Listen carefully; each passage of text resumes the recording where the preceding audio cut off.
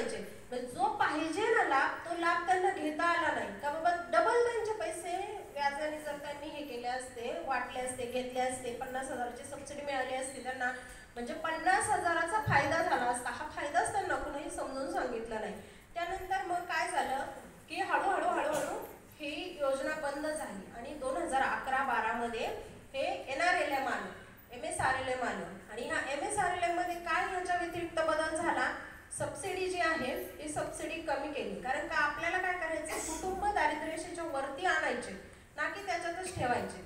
म्हणून मग काय झालं या अभियानामध्ये का टोटल फक्त ज्या महिला सरकारी नोकरदार आहेत, म्हणजे नाही का सरकारचा पगार घेतात, परमनंट आहेत आपण ज्यांना म्हणतो, तेवढ्याच फक्त ह्याच्यातून वगळल्या गेलेल्या आहेत. बाकी टोटल गावातल्या सगळ्या महिलांना आपण उमेद अभियानामध्ये गटांमध्ये सामावून घेतलेलं आहे. मग ह्याच्यात काय आहे महत्वाचं की ह्याच्यात दशसूत्री आलेली आहे.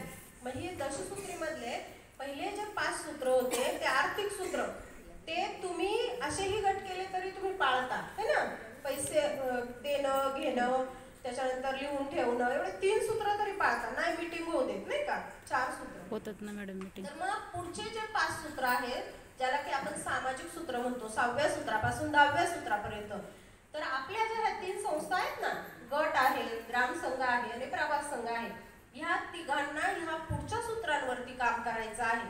मग त्याच्यात आरोग्य असेल, शिक्षण असेल, त्याच्यानंतर शासकीय योजनांमध्ये सहभाग असेल, पंचायत राज संस्थांमध्ये सहभाग आणि उपजीविका, ह्या गोष्टींवरती आपल्याला काम करायचं आहे. ह्या 3 संस्था मिळून SHG, ग्रामसंघ आणि प्रभाग संघ. ठीक आहे.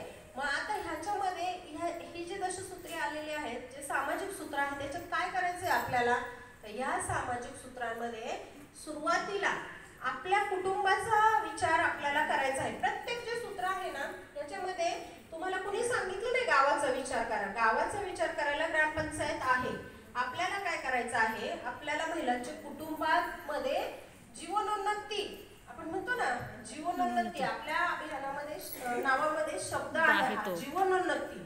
प्रत्येकाच्या जीवनामध्ये काहीतरी उन्नती झालेली पाहिजे आणि ती कशी, आजीविका है ना. आपल्या तुम्ही बॅनर छापले असतील ग्रामसंघांमध्ये, टाकलेत ना हे शब्द, आजीविका, जीवनोन्नती.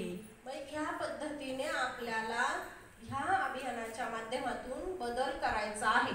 आणि बऱ्याचशा गावांमध्ये तो बदल दिसतोय, हळूहळू दिसतोय, पण अद्याप काही गावांमध्ये ना अजूनही महिलांना हे कळत नाही. त्या नुसतंच गटात आल्यात ना, ठीक आहे, हा ही माझी बचत दिली, बचत बरोबर आहे, पैसे का निघाले, असं होतं मॅडम. ह्याच्यासाठी हे अभियान नाहीये. अशा महिलांना म्हणावं, तुम्हाला तुमचा विकास स्वतः करता येत असेल तर तुम्ही करा, काय ह्या संघटनाची गरज नाहीये तुम्हाला नाही का. असं एक लक्षात घ्या, तुम्ही जर संघटन एवढाच जर एक विषय टाकला ना, युट्यूबला टाका, गुगलला टाका, बघा त्यात काय येते. एकट्या माणसाने किंवा एकट्या महिलांनी किंवा एकट्या गटाने काहीही होऊ शकत नाही, कुठलाही चमत्कार होणार नाही. जी ताकद ही संघटनेत आहे ना, ती ताकद कशातच नाहीये, हे लक्षात ठेवायचं नेहमी. आपण काल एक उदाहरण दिलं ना, मनीषाताई, ऐश्वर्या रायला आपण गटामध्ये घेऊ शकतो का. आमच्या DM मॅडमनी प्रश्न विचारला सगळ्यांना, आमचे सगळे पुढं सगळे BM बसलेले, BMM बसलेले होते, सगळे जेंट्स काय म्हटले, घेऊ ना मॅडम आम्ही.